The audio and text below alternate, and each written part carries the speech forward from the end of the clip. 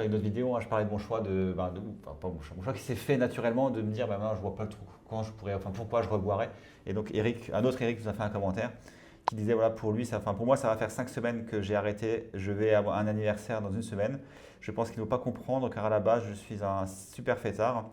Comme mes potes, avez-vous des solutions à me donner? Alors, c'est bien de se poser la question, effectivement, parce que c'est une situation à risque. Ça dépend vraiment du rapport que tu entretiens avec tes amis. Est-ce que tu penses qu'ils pourraient être capables de comprendre, voire même de te valoriser par rapport à ça, ou pas?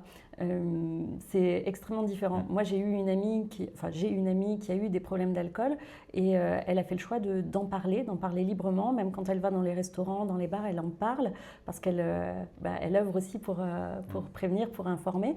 Et tout son entourage, hein, toute sa famille et tous ses amis étaient vraiment hyper contents qu'elle arrête de boire, tellement qu'elle se mettait en danger et tellement que c'était compliqué.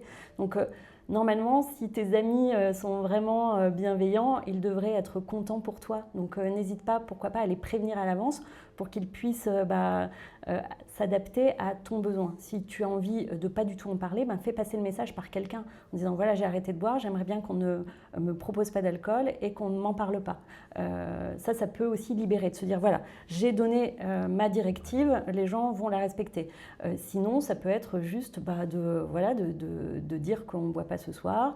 Il n'y a aucune obligation à se justifier. Tu peux simplement affirmer le fait que ce soir tu ne bois pas, ou tu peux utiliser aussi l'humour en disant voilà, j'ai mis mon foie en RTT, ou ah bah ouais, aujourd'hui j'essaie une nouveauté, je fais le dry January avant l'heure. Voilà, on peut aussi inventer des petites phrases qu'on prépare à l'avance, qui utilisent l'humour un peu pour esquiver les questions.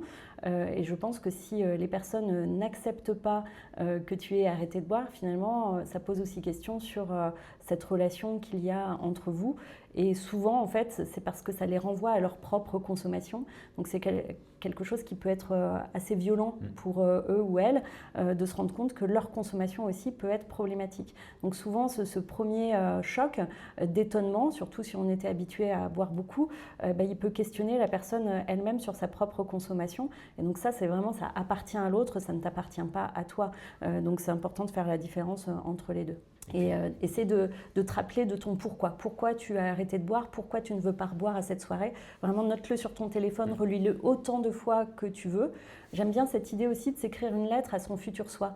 Là, tu es aujourd'hui, tu sais pourquoi tu ne veux pas boire. Et bien peut-être que si tu t'écris un petit message dans ton téléphone au futur toi qui va être vacillant, qui ne va plus trop savoir, et ben ça va t'aider à te parler, à te donner la motivation, à te donner les raisons de pourquoi tu veux continuer à être abstinent. Et il peut ramener une petite boisson sans alcool s'il veut rester inclus et trinquer avec les gens, une petite bière sans alcool, un vin sans alcool, n'importe quoi. Il y a beaucoup de choix aujourd'hui.